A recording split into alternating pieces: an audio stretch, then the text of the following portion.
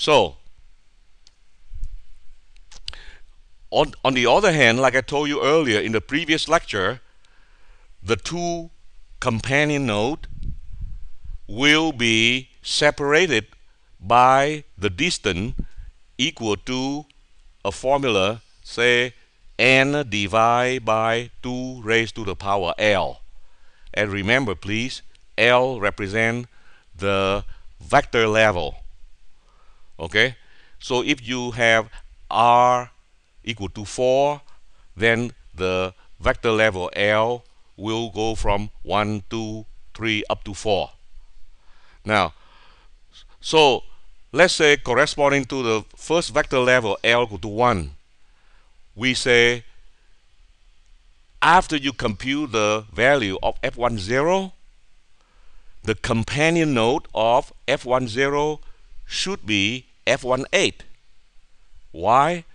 The reason is because when L is equal to 1, according to this ratio, n divided by 2 raised to the power L is equal to 8. Okay? And that means the computation of F10 and the computation of F18, they are the companion node. So the companion node of F10 should be F18 because 0 plus 8 is equal to 8.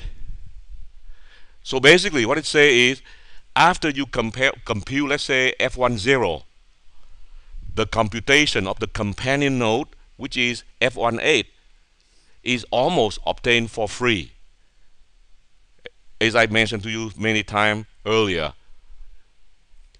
Now, similarly, for the same observation, let's say suppose right now we want to compute the intermediate vector corresponding to the level L equal to 2. So according to the formula, n divided by 2 to the power L, if L corresponding to level 2, then that ratio become 16 over 4, which is the same thing as 4. So what does that mean? What it means is, suppose you compute F28, the companion node of F28 should be F212 because they're supposed to be, the two companion nodes supposed to be at a distance 4 apart from each other. So 8 plus 4 is equal to 12. Okay? So that means, again, you compute F28 first, then after that the companion node F212, you don't have to worry because you can get F212 almost the same price with a little bit additional computational cost based on the computation of F28. So now let us take a more close look. What happened if you want to compute, let's say, corresponding to level 2? Let's say specifically you want to compute F28 and F212. Now let's take a look at figure 2 one more time to see how do we compute F28 and F212. Okay, so let's look at figure 2 again. Here is figure 2, and perhaps, probably by now, let me try to erase this thing here so that you can see clearer. So let's say we erase it for now so that we can see, so the picture will not be too messy. Let's erase what we have right now.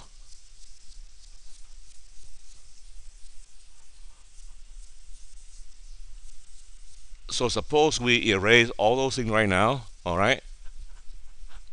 Now let's say we want to compute, no, this part I have not erased yet. Let us say we want to compute F28 and F212. So this is what we want to compute, F28, and the companion node of F28 should be F212. Now as you can see, the computation of F28 will require the data from F18 and F112. That is again shown by the arrow direction here. You see? Similarly, the computation of the companion node of F28, which is node F212, also require F18 and F112, as you can see again by the arrow indication here. Okay? Now, the only thing we have to be careful is the computation of F28 will also involve with something like W raised to the power 4. However, the computation of F212 will probably involve with something to do with W raised to the power 12. Okay? So, based on this figure, let's go back to the slide that I talked to you earlier. You see? The computation of F28 involved with F18 and F112, and it also involved with W raised to the power 4. The computation of F212 also involved with F18 and F112. However, it involved with W raised to the power 12. Now let's try to do a little bit manipulation. W raised to the power 12 is the same thing as W raised to the power 8 times W raised to the power 4. Then, after that, we make use of the definition of W. What is the definition of W? The definition of W is shown in the square bracket right there. That is the definition of W that we said to you earlier. W is defined as E raised to the power minus I times 2 pi divided by capital N. In this case, capital N is equal to 16 because we have, let's say, 16 sample data point. Then, if that is W, when you raise that to the power 8, then you have to raise this power 8 in here. And W4 is the same thing next to that. Now, when this 8 and these 2 will cancel with this 16, and that's why the square bracket, including the power, now become just simply E raised to the power minus I times pi. Okay? Now, we can prove very easily that E raised to the power minus I pi, that term right there, is equal to minus 1. Using the idea I told you many times before, we call Euler identity. Euler identity. So based on Euler identity, we can see that this term is equal to minus 1. And therefore, the computation for F212 can be represented as equation 16. Right? Because minus 1 is shown in here. This is minus 1. Okay? So, what does that mean? You can see very clearly, let's say we come to compute F28 first. After we compute F28, the companion node of F28 is F212. This is the companion node. But if you compare the computation of F28 and the companion node F212, how many operations involved? Well, first of all, it will involve with one multiplication, which is F112 times W4. And that is exactly the same multiplication happening here. So far, the computation of F28 and F212 involved with one multiplication. And it also involved with two addition. One in here and one in there. Equation 16. So what does that mean? In actual computation, we will compute F28 first by using the formula F28 equal to F18 plus F112 times W raised to the power 4. At the same time, as soon as you finish computation F28, we compute F212 right after that immediately by just changing the plus sign here become the minus sign there. And that's why after we compute F28, we automatically get F212 almost for free. We just need to have one more addition one.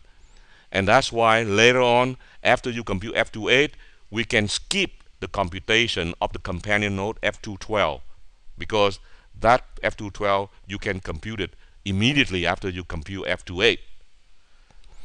Okay, so that's exactly what I told you in here. The computation F28 and the companion node F212 involved with 1 multiplication and 2 addition. Okay, now you have to notice that the weighting factor for the computation of F28 and the companion node F212 corresponding to W raised to the power 4 and W raised to the power 12. So in general, for any term at any vector level, instead of calling W raised to the power 4, we say the weighting factor for the two companion nodes will be, instead of calling W raised to the power 4 and W raised to the power 12, we call it W raised to the power P, and then the other one is W raised to the power P plus N over 2. So, like for example, if we are talking about N is equal to 16, then N over 2 will be equal to 8, and therefore if P is equal to 4, then the other guy will be 4 plus 8, which is 12. Okay, so right now we don't have to worry about how do we determine the power P, the power P of the parameter W. That will be explained in the subsequent lecture. So to summarize it, what we have right now is this. This is very important.